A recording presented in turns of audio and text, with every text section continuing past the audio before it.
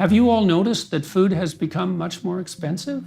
That shelter has become much more expensive? That energy is more expensive? That many consumer goods are simply unavailable? Can you not see that this is going to get worse if the Deloitte-style moralists have their way?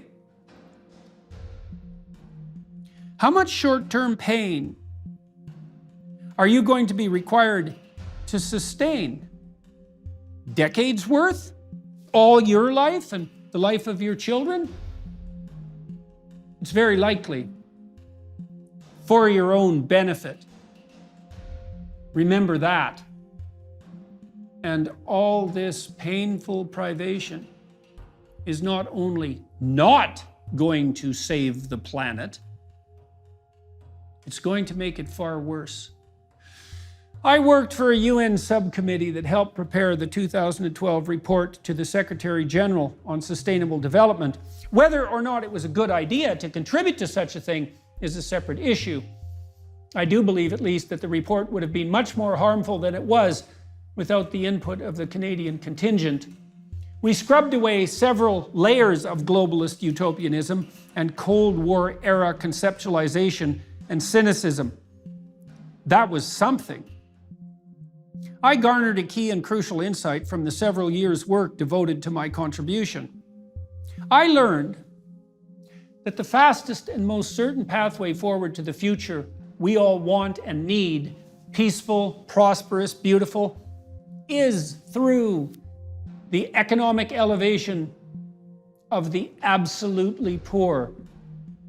Richer people care about the environment, which is, after all that is outside the primary and fundamental concern of those desperate for their next meal. Make the poor rich, and the planet will improve, or at least get out of their way while they try to make themselves rich. Make the poor poorer, and this is the concrete plan, remember, and things will get worse, perhaps worse beyond imagining. Observe the chaos in Sri Lanka, if you need proof.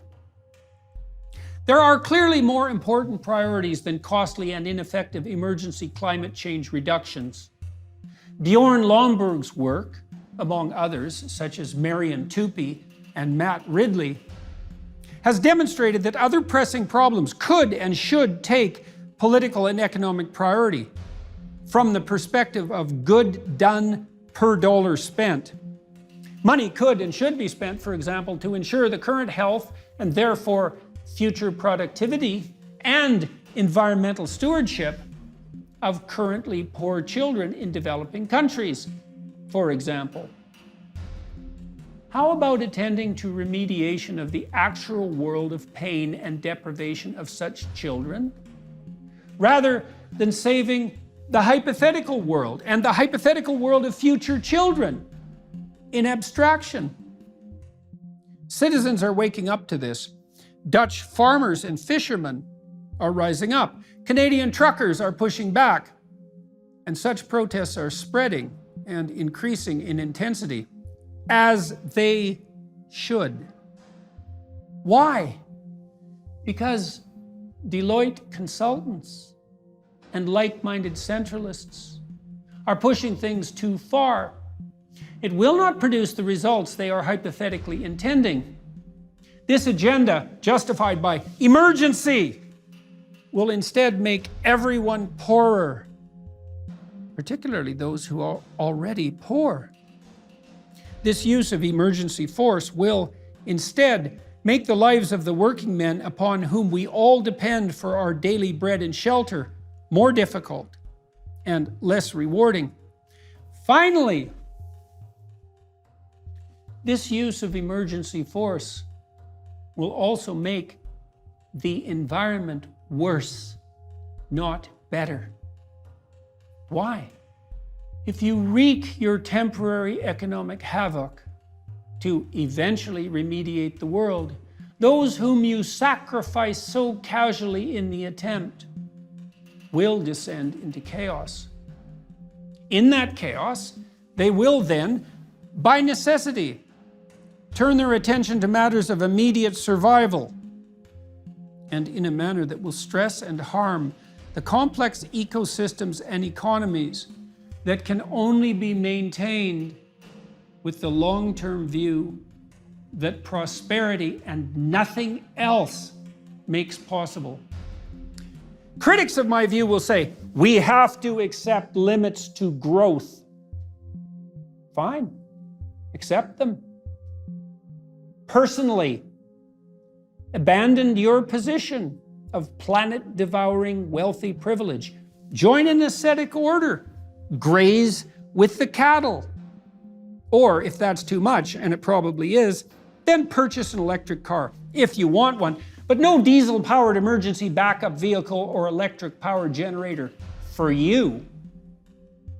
Buy some stock in Tesla. That's probably the best bet on that front.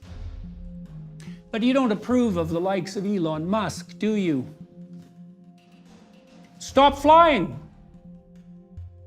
Stop driving, for that matter. Get on your bike instead in your three-piece business suit. In the winter, if you dare, I'll splash you with icy and salty slush as I drive by in my evil but warm Ford Bronco SUV, and help you derive the consequent delicate pleasure of your own narcissistic martyrdom.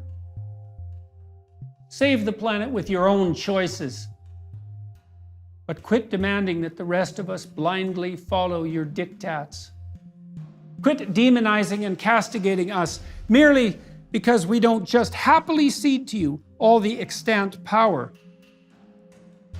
We're not evil just because we don't believe that you are omniscient. We're not evil just because we don't want you to assume omnipotence and omnipresence too.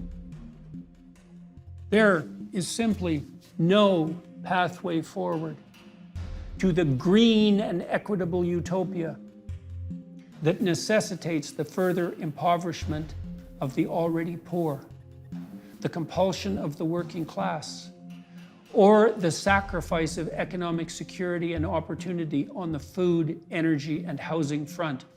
There is simply no pathway forward to the global utopia you hypothetically value that is dependent on force.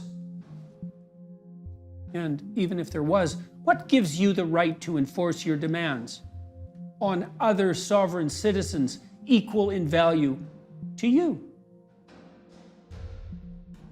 An alternative solution.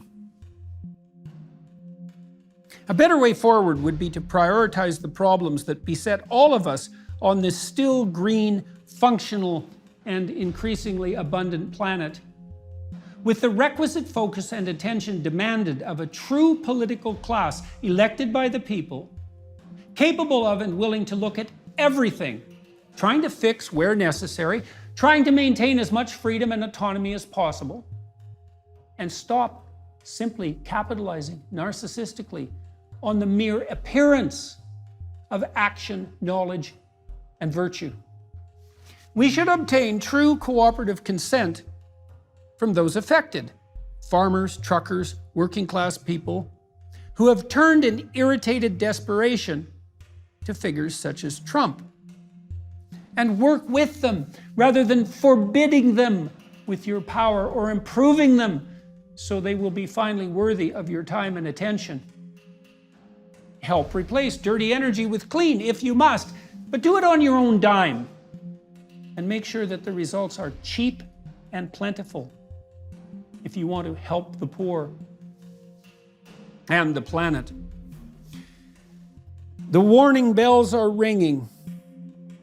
Listen to them before they turn into sirens. We will not advance without resistance through the straits of your enforced privation. We will not allow you to steal and destroy the energy that makes our lives bearable and that produces our food and shelter and housing and the sporadic delights of modern life, just to address your existential terror, particularly when it will fail to do so In any case, we will not allow our children to be criticized first for having the temerity to merely exist, and then deprived of the prosperous and opportunity-rich future we strived so hard to prepare for them. We remain unconvinced that your frightened and self-congratulatory moralizing and intellectual pretension, ignorance of the limits of statistics, and misuse of arithmetic. We do not believe, finally, and most absolutely, that your declared emergency and the panic you sow because of it means that you should now be ceded all necessary authority. So, leave us alone, you centralizers of power, you worshippers of Gaia, you sacrificers of the wealth and property of others, you would-be planetary saviors, you Machiavellian pretenders and virtue signalers, objecting to power, all the while you gathered around you madly.